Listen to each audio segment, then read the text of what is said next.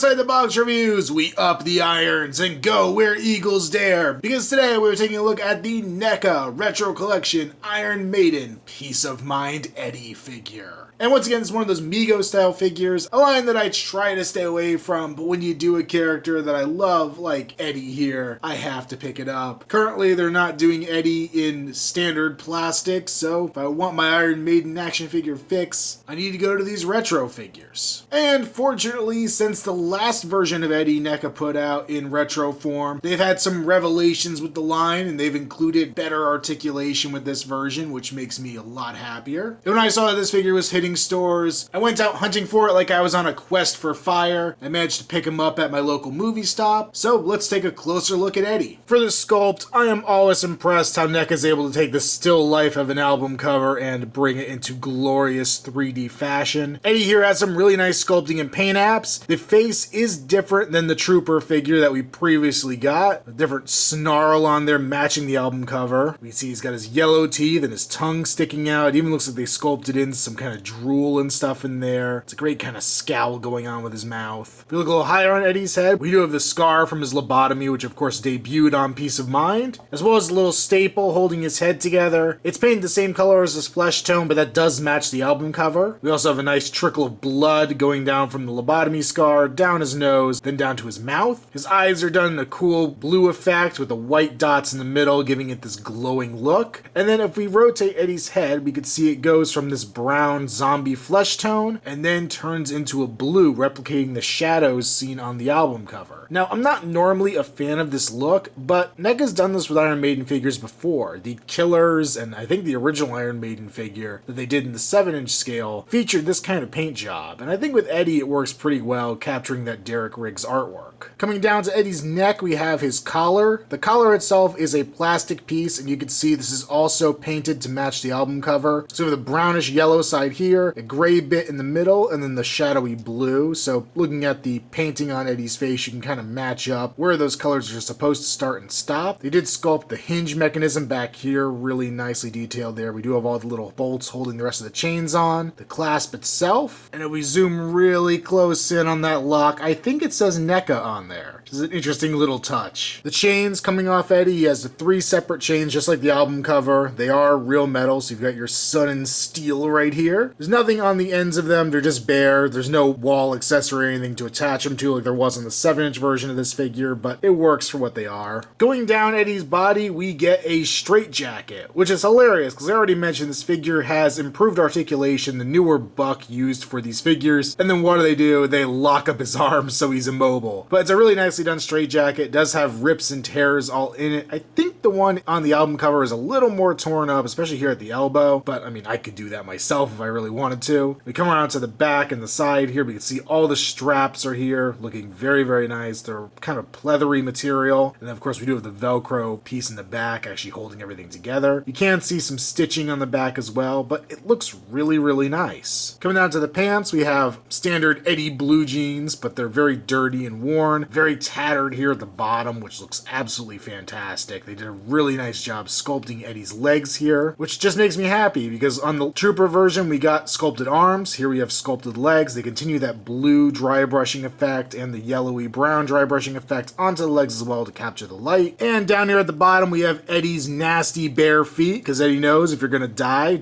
with your boots on, but I don't think he's planning on dying, or he's probably already dead. For articulation, Eddie's head is on a ball joint, so we'll go up and down, side to side. Mine's very, very stiff, so I'm a little nervous moving it side to side, but it does move. You can hear it clicking, which is very scary. The neck does still have that issue like the Trooper version where there's kind of a big drop off. The neck doesn't really fill in the back of the head there, but the ball joint here is much more mobile, so you actually can get Eddie looking all the way up. So the added mobility there makes the weird looking neck worth it to me. You do have a swivel joint at the waist. The arms do have full rotation. They actually do have pin socket joints, I assume, up here at the shoulders. You could rotate at the bicep. You could bend at the elbow, which you can kind of see here. There are no hands on this figure to fit into the straitjacket, so you actually feel the hole where the hands would peg in. But I am actually surprised how much articulation you could get out of Eddie here. I mean, obviously there's not much because he's in a straitjacket, but the articulation is there, which is kind of cool. The legs will go forward and back as well as out to the side, hindered of course by the pants, but to be expected. We do get a great swivel here at the top of the leg leg, which is fantastic. We have a decent joint at the knee, bends a little less than 90 degrees, and then we have a hinge at the foot. My least favorite joint out of all of these. I still wish when NECA upgraded this body, they would have added a swivel in here. It would have made posing these figures a lot easier. So this Eddie is a lot better articulated. He's not going to go on any flights of Icarus, but he actually can move for what he's allowed to with his costume. And here we have all three retro cloth style Eddies that NECA has done thus far. On the left we have the Trooper, in the middle of course we have Peace of Mind, and on the right we have the Power Slave version. And these guys of course are all nicely scaled with each other, and I love the variance here. Despite the fact that NECA does reuse a lot of parts on figures usually, it's great that we got 3 unique head sculpts, actually 4 because the Power Slave version came with an alternate head, and we have 3 very unique looking Eddies. Even though 2 of these are based off of artwork done for the same album or singles from that album, we are well on our way here to having enough retro Eddie figures to tame a land. And I've done it! I somehow managed to shoehorn in every song title off the album into this review. Why? I have no freaking idea, but I did it. And here he is next to the other 2 NECA Iron Maiden figures I have. I have the Live After Death on the left and the Killers on the right. So this guy's definitely out of scale and makes it a little hard to do any kind of Best of the Beast album cover look here. But it is cool to have all these different versions of Eddie. And one more, even though it's not very good, my custom Different Worlds single album cover of Eddie. And here's Eddie next to the Peace of Mind album cover. And having these 2 side by side, I'm actually a little more torn than I have been through doing the review. I hadn't put this figure next to the album cover yet. And putting these 2 side by side, I could see that while NECA captured a lot of the aspects of Eddie's flesh tones from the album cover, mimicking the yellowy brown and the glowing eyes and the blue shading on the plastic parts of this figure, it is not replicated throughout the cloth areas of this figure. Now, in a way, I'm a little disappointed that it doesn't look exactly like the album cover, but you know what? I kind of think I might actually prefer it to have this look that's a little more derived from the Best of the Beast album cover,